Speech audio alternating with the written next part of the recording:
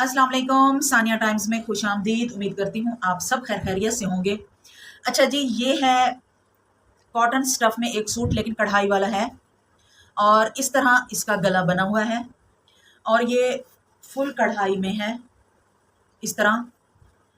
और नीचे दामन पे ये भी बनी हुई है, कढ़ाई भी हुई है और ये सेंटर पैनल है।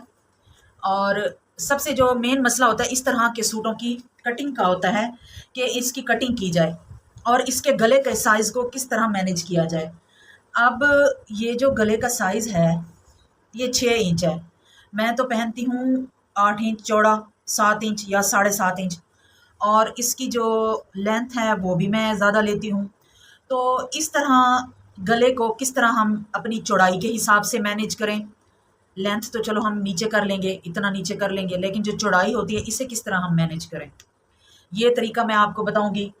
मैं इसकी कटिंग करती हूँ, फिर इसकी आप लोगों के साथ स्टिचिंग भी शेयर करूँगी कि इसकी कटिंग और स्टिचिंग किस तरह होती है और हम इसके गले का जो साइज़ है उसको किस तरह हम मैनेज करें कि हमारा जो गला है वो बिल्कुल परफेक्ट बने और हमें कोई मसला भी ना हो जितना हम साइज़ पहनना चाहें।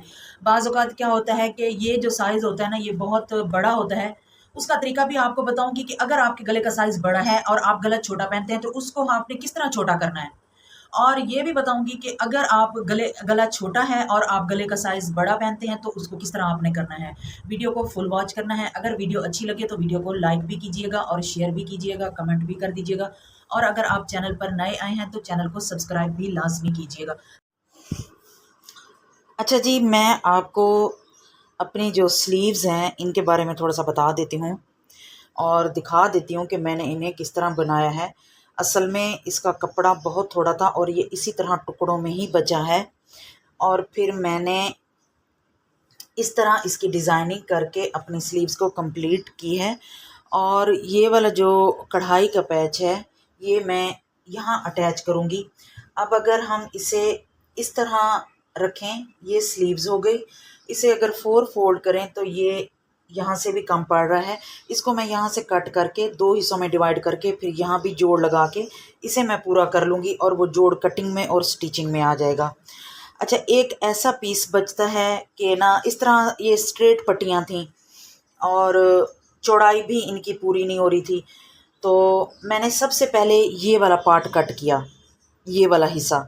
उसके बाद फिर मैंने इसके साथ ये वाला पार्ट अटैच किया, ये सेंटर लेस लगा के। ठीक हो गया।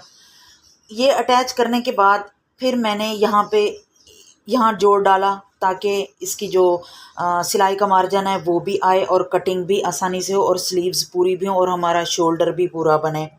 यहाँ पे ये जोड़ डाल के फिर मैंने ये यहाँ पे सेंटर लेस लगाई और फिर मैंने ये वाली पट्टी लगाई और अब यहाँ पे मैं इसको अटैच कर दूँगी। फिर बाद में यहाँ पे अटैच करके इसकी कटिंग करके सिलाई कंप्लीट करूँगी। ये 3 क्वार्टर स्लीव्स बनेंगी और ये इस तरह इसकी कुछ डिज़ाइनिंग बनकर रेडी हुई है। इस तरह हो जाता है कि कोई सूट हमारा इस तरह आता है, उसमें अपनी नाप के अकॉर्डिंग ही हम अपनी शर्ट कटिंग कर सकते हैं। अब हम अपनी जो शर्ट की कटिंग है उसके दामन को हम छोटा भी नहीं कर सकते, उसकी फिटिंग को टाइट भी नहीं कर सकते। अगर हम इस तरह का स्लीव्स का कपड़ा बचाने लग जाएं तो फिर जो हमारी शर्ट है वो ख़राब हो जाएगी। फिर बाज़ औक़ात इस तरह के पीसेस होते हैं, उन्हें जॉइंट करके अपनी जो स्लीव्स हैं वो बनाई जाती हैं और डिज़ाइनिंग भी हो जाती है और स्लीव्स भी बन जाती हैं।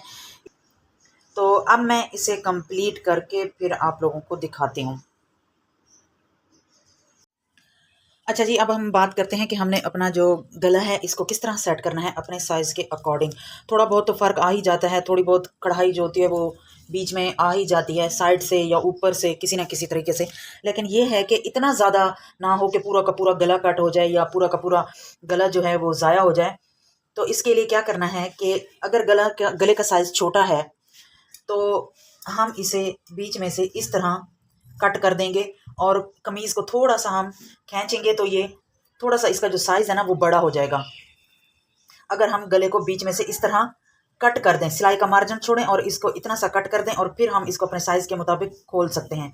और अगर गला बड़ा हो तो फिर हमने क्या करना है कि जो कढ़ाई वाला गला है वो अगर बड़ा है, हम इतना चौड़ा या इतना बड़ा नहीं पहनते, आपने क्या करना है कि जिस तरह ये मैंने कटिंग की है इसी तरह आपने 1 इंच, आधा इंच, पौना इंच आपने इसको यहाँ पे सिलाई लगा के फिर आपने अपना गला पेस्ट करना है। उससे क्या होगा कि जब आप सिलाई लगाएंगे तो आपका गला सुकड़ जाएगा। उम्मीद करती हूँ आपको मेरी ये बात समझ आ गई होगी। लेकिन मैं यहाँ से अपने गले को कट करूँगी क्योंकि मैं ये गला मेरा साइज़ में बहुत छोटा है। मैं इसे कट करके फिर मैं इसकी स्टिचिंग करूँगी ताकि इसकी जो कढ़ाई ये है यहाँ से ये थोड़ी सी बीच में आएगी, लेकिन ये कि इतनी नहीं आएगी जितनी इस साइज़ के मुताबिक है। ठीक हो गया। अब मैं अगर इसको थोड़ा सा ऐसे करूंगी ना तो इसमें थोड़ा सा फर्क पड़ जाता है। ये अभी मैं यहाँ से इसकी ये भी कटिंग करूंगी, प्रॉपर तरीके से कटिंग करेंगे सिलाई का मार्जिन छोड़ते हुए, ताकि हमारा जो गला है वो भी फिक्स हो जाए और साइज भी पूरा आए। और अगर गला का साइज बड़ा है, आप बड़ा गला नहीं पहनते, तो फिर आप इसको बीच में से सिलाई लगा के फिर अपना गला इसके ऊपर स्टिच करेंगे तो आपका जो साइज है वो बिल्कुल परफेक्ट आ जाएगा। अब मैं इसकी स्टिचिंग कंप्लीट करके फिर मैं आपको इसकी फाइनल लुक दिखाऊंगी। ये देखिए जी, मेरी शर्ट हो चुकी है कंप्लीट। दिखने में बहुत प्यारी लग रही है, पहनने के बाद ही पता चलेगा कि ये कैसी लगती है। स्लीव्स का डिज़ाइन भी मुकम्मल हो गया है और बहुत प्यारा लग रहा है सिलाई के बाद। और ये देखें, इस तरह इसकी जो कढ़ाई है ये फुल आ गई है सिलाई वाला मार्जिन छोड़ के, और लेसेस भी अच्छी लग रही हैं। और इसकी ये नेक लाइन होगी, इसके ऊपर कोई पाइपिंग, कोई पल्टा, कोई लेस लगाने की ज़रूरत ही नहीं पड़ी क्योंकि इसके ऊपर ऑलरेडी इतनी प्यारी कढ़ाई की हुई है। उम्मीद करती हूँ आपको मेरी ये वीडियो अच्छी लगी होगी। अगर अच्छी लगी है तो प्लीज़ वीडियो को लाइक कर दें, शेयर कर दें और एक कमेंट भी कर दें कि आपको कैसी लगी। अपना और अपने फैमिली मेम्बर्स का ख्याल रखें, दुआ में याद रखें। अल्लाह हाफिज़।